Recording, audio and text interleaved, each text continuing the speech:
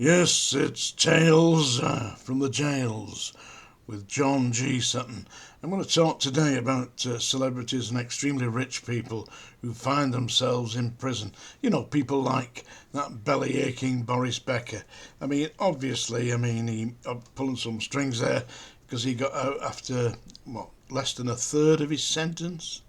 Ridiculous. I mean, when you think poor old Charlie's been in there 48 years for having a laugh. I mean, that's basically why he's in there, isn't he? He was having a laugh at the system. He's not allowing them to bully him. And of course, Charlie's got sweet Fanny Adams, hasn't he? Just got his books and his art and all the rest of it, but he hasn't got multi-millions of pounds to pay for silly lawyers who shake the funny handshakes and all that. No. But listen, there's people who get inside prison who actually do. I'm going to talk a little bit, first of all, about a guy called Nicholas van Hoogstraten. Anybody know Nicholas van Hoogstraten, the slum landlord from Brighton, that area, built a massive mansion and abandoned it? Hoogstraten found himself in jail around about 1973-74, I believe it was. Apparently, the allegation was that notice a bit careful there, he's still alive, you know. The allegation was that he had sent people to blow up one of his rivals' offices, with the rival in there, by the way. A grenade, I believe it was, that was used, and he was convicted, in fact wrongfully convicted, so it transpired, because he appealed against it. But I got to the scrubs about 6-9 months after he left, the echoes were still resounding around the old rocks in there, and people were telling me, you know, that he actually was bribing staff left, right and centre. He had an extreme amount of money. Of course, I don't know, he owned a few thousand properties in and around the Brighton area, and he was extorting money. He was exposed in all the papers. I highly recommend that you have a look on YouTube for Nicholas van Hoogstraten Mansion, and have a look on Google search engine for Nicholas van Hoogstraten Slum Landlord. Yeah, have a look at that. He was in the scrubs. By all accounts, he had protection. And believe me, I mean, there are some maniacs in there. I mean, big, strong maniacs who will sell their services to the highest bidder. And, of course, somebody like Hoogstraten is the highest bidder by default. Yeah, so there would be his hitmen in there. Plus, he's corrupted the staff by bribing them by all accounts, is what I was told when I was at the scrubs. You've got other people like, anybody, you've heard of Owen Oyston, yeah? Now, Owen Oyston was another very well-known character. He ran a building company, I believe it was, and I think it was, he also owned part of Blackpool Football Club, or all of it. And he managed to get himself locked up for various offences, and was in, I believe he was in HM Prison Garth, which is not too far from Preston. He was in there, and by all accounts he had a couple of minders in there that he was paying, so he actually was extremely well treated in there, and nobody came anywhere near Owen Oyston because Owen Oyston had protection, not specifically from the prison service, but from the clients of the prison service, shall we say. Now, the likes of Boris Becker would be the same thing. Even he wouldn't be offering them money, but he'd be buttering himself up to the governors and the senior staff there, and he would be giving tennis instructions to their children, stuff like that, you know, outside, if it was a semi-open prison, which I believe it was. So just so they could say, oh, we've been taught tennis by Boris Becker. It's just bragging rights, you know. Various big names in the prison get their own way. Like the Cray twins, they thought they could get their own way. When they were at Brixton, they tried swinging the lead and came across my friend, Big John. I call him Big John, I'm not telling you his real name. his first name was John, by the way. He was a big Irishman, and the Cratewins crossed his path in Brixton, tried to throw the weight around on John's landing, and he had a word with them, said, you two, here's a warning. This is what he said. He said, this is a warning. He said, there's only one hard man in Brixton. He said, and it's not either of you two. He said, so in the event that you step out of line again, I'll be giving you both the best hiding you've ever had in your life. There are people who doubt that he would do that, but I don't doubt that he would do that. I once witnessed Big John, batter, I think it was about 80 big prisoners one night. In one night, one after the other. He went round the cells. Yeah, it was dangerous. I mean, I thought, I'm next here. Yeah, I stayed out of the way. But that was the first time I met him. After that, we got on all right. Kind of knew where he was coming from. He was dangerous. Big John. He was Irish, and he hated being called Paddy. So we had this new officer join the Scrubs on C Wing, and John was working on the C Wing this day, and he was on C2, I believe he was, and this young officer who only been in there a couple of days said to him, "Oh, go and work with Paddy up on the twos."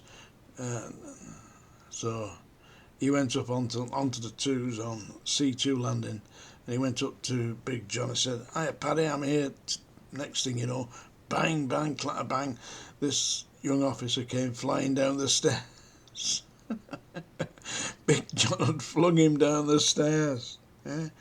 I was with him one day on C2 landing, and this big inmate come out giving John some lip. You know, I'm not going back to my cell. Next thing, this guy's on the floor unconscious. John had clipped him one as hard as he could, you know, bang, straight out. And this guy on the floor, and John's waking him up saying, "Come on now, wake up." He said, the guy, what happened? He said, "Oh, you collapsed." Yeah, he collapsed, all right. Collapsed with the right hook to the jaw. And by the way, Big John wasn't for sale. Some of the staff obviously were, but you kind of don't get involved in that. Because when you get round to the people like Tony Lambriano, and Tony Lambriano was on D Wing at the Scrubs, and he seemed to get his own way. His cell was open most of the time, certainly all the time during the day. He was just locked up during the lockdown periods. All the rest he was open, and he had his facilities to get to a kitchen, and he did a lot of cooking for the train robbers, Gordon Goody and all that. He prepared meals for them. He's quite an affable lad, you know, Tony Lambriano. He didn't have an edge to him. He wasn't this, I'm a big gangster. He wasn't none of that, you know. He was an intelligent man. Obviously, didn't have too many scruples when it come to shooting people, but, he was an interesting character to talk to. But there's a lot of them in there who really are equipped with money, and they use it to purchase favours. So that's what happens with celebrities and people like John Stonehouse. I mean, the governors were buttering up to John Stonehouse, the former cabinet minister from the Labour Party. They were cuddling up to him, mainly drama. I was playing chess with John Stonehouse today. Would you like some more Chardonnay? No, I think I'll have a little Pinot Grigio, actually. You know, that bollocks, you know. Silly bastards. You shouldn't treat anybody any different. You know, you got the rule of law, that's it. You're ordered to be in your cell. Get in your cell. Same with Mad Frankie Fraser, the chief officer at Strangeways when I was there. He was taking bloody pork pies into Frankie Fraser. Gave instructions that Frankie Fraser was allowed to go unlocked. He didn't have to lock Frankie Fraser down. So I saw Frankie Fraser one lunchtime walking around the landings. I said, "Hey, you, get back in your cell." "Oh no," he said, the chief officer said it's all right for me to be unlocked all the time. "Did he?" I said, "No, get back in your cell." So I put Frankie Fraser back in his cell and locked him in. As I was going to shut the door, he said, "Shut the door," he says, "that's your job, screw." gave me a really filthy look. Didn't matter, I still locked him in, and I went to see the chief officer when he came back on duty after lunchtime. Said I just had an issue with Frankie Fraser walking around the landing at lunchtime, not been locked up. Yeah, he says, it's all right. He said, it's only our Frankie. I said, it might be only our Frankie to you. I said, but to me, he's a dangerous prisoner. When I'm on duty, he is where he should be, locked in a cell. I'll leave that with you. So I wouldn't listen to that bollocks from the chief officer or nobody. Frankie Fraser, in a cell, locked in. That's what happens when I'm around. That's what happened anyway, so I'm not taking no bollocks like that. Dangerous man, you know. He injured numerous staff attacking from the back. Anyway, we've got a request here. I forgot to ring the song dinger a few days now, haven't I? I've been distracted. I've been busy as hell, you know. There we are. Ding dong, ding dong, ding. Yeah. That's the song dinger. But I'm not singing a song. I've got a request here from a gentleman who infrequently or frequently posts on the site here. And leave me some comments, by the way. I like the comments. You know, tell me what you think. You know, requests, anything you want. In fact, this is a request today from a guy called Terence Hemming, who said that he particularly liked my poem Flat Pack. And this is a poem that was written after I'd purchased some furniture from, I think it was IKEA or somewhere like that, or MFI. That used to be going, it's gone now, isn't it? But I purchased, like, it was a chest of drawers, and it was for my wife, you know. And anyway, it just didn't work. So I wrote this poem. It's about a guy who purchases some equipment, and it's called Flat Pack. Are you ready? Are you sitting comfortably? I hope you've all bought my book, by the way. It's on Amazon. Type in John G. Sutton, search that. HMP Manchester Prison Officer. This is Flat Pack by John G. Sutton. I've just got to get my eyes right here. Can you all hear me now? Yeah, good. Right, here we go. Flat Pack. Wife wanted some stuff for bedroom. A wardrobe with drawers to complete. She dragged me screaming to warehouse and bought what she said was just right. In showroom it looked proper gradely, all pine, polish on top. She said it was just what she wanted, so who was I to say stop? The salesman was really quite helpful, though he gave me a look I thought queer. The missus, she pulled out me chequebook, said we'll take it, no messing, sign here. It were then I knew the expression of the salesman, the crafty old sod, was one of quiet amusement, as if he knew something was odd. Your goods are all sealed in a flat pack, he said, with a glint in his eye. It was then that my heart began sinking. Poor bugger to fix it was I. So we get this flat pack to motor, but could we get it inside? It were a foot wide bloody wardrobe, smashed cardio rear door as we tried. At home, with me fingers all bleeding, I'd trapped them, tweet motor and that pack.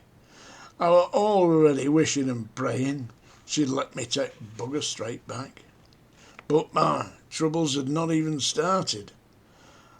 If only I'd known this before, I'd have chucked that flat pack furniture and not let it through me front door. The instructions were written in English, at least I recognised some of the words, but the directions and diagrams differed, and the drawings were really absurd. I counted the nuts and the widgets, the bolts and the dowlings and screws, the glue and the side clamps and hangers. This really was very bad news. The missus, she stood there, arms folded, inspecting the contents with glee. Yon salesman said it was easy, for Einstein perhaps, but not me. My glasses, they soon got steamed up like. I'm getting a sweat on my brow, struggling, grunting and trying to fix it together. But how? The drill holes on side A were missing. That or just too small to see. I broke a screw in the end flange. By now I was ready for D. There were bits here and there on the carpet. The dog ate the glue and was sick. Me missus, she turned Varney and purple, yelling and calling me thick. In the end, I could take it no longer. Took axe and chopped it to bits and burnt bloody lot in back garden. Me missus was having reet fits.